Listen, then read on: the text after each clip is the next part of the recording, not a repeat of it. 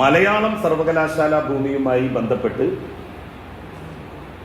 യഥാർത്ഥത്തിലുള്ള കാര്യം എന്ന് പറയുന്നത് ഇനി അത് സംബന്ധമായിട്ടുള്ള എല്ലാ രേഖകളും നിങ്ങൾക്ക് എപ്പോൾ ചോദിച്ചാലും തരാം. ഇപ്പൊ നിങ്ങൾക്ക് യൂത്ത് ലീഗ് രേഖകളൊന്നും തന്നിട്ടില്ലല്ലോ, രേഖകളൊന്നും തന്നിട്ടില്ല, പോലും തരാതെയാണ് നിങ്ങൾ ഇങ്ങനെ ന്യൂസ് കൊടുത്തത്. അപ്പൊ ഇതും നിങ്ങൾ അങ്ങനെ കൊടുക്കുക. ഏത് സമയത്ത് നിങ്ങൾക്ക് രേഖകൾ വേണോ, ഇതൊക്കെ സത്യമാണ്, ഫാക്റ്റാണ്. ഇതൊക്കെ അതിന്റെ രേഖകളിൽ നിന്ന് തന്നെയാണ് ഞാൻ എടുത്ത് ഇതൊക്കെ പറയുന്നത്. പിന്നെ സർവകലാശാലയ്ക്ക് 2023 തറക്കല്ലിട്ടിട്ട് അവിടെ നിർമ്മാണം നടക്കാത്തത് അവിടെ നിർമ്മാണാനുമതി ഇല്ലാത്തത് കൊണ്ടല്ല.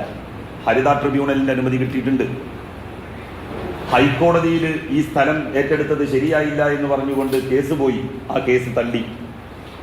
സുപ്രീം കോടതിയിൽ ആദവനാട്ട് ഒരു 10-20 ഏക്കർ സ്ഥലമുണ്ട് എന്നും പറഞ്ഞു കണ്ട് ഒരു സംഘം ആളുകൾ, പറമ്പച്ചവടക്കാർ പോയി. സുപ്രീം കോടതി പോലെ ആട്ടിവിടുക ചെയ്തത്. സുപ്രീം കോടതി പറമ്പച്ചവടത്തിന് മധ്യസ്ഥം പറയാതിരിക്കുന്ന സ്ഥലമല്ല എന്നാണ് അവരോട് പറഞ്ഞത്. ആദവനാട്ടിക്ക് പോയിട്ടുണ്ടെങ്കിൽ തിരൂര് തുഞ്ചൻ എന്ന് പറയുന്നതിൽ പിന്നെ എന്താർത്ഥമുള്ളത്? ആദവനാട്ടിക്കും മാറാക്കരക്കും ഞാൻ എൻ്റെ മണ്ഡലത്തിൽ സ്ഥലം തരാൻ നമ്മളെ അങ്ങോട്ട് കൊണ്ടുപോകുക എന്ന് പറഞ്ഞപ്പോൾ വേണ്ടാന്ന് പറഞ്ഞതാണ്.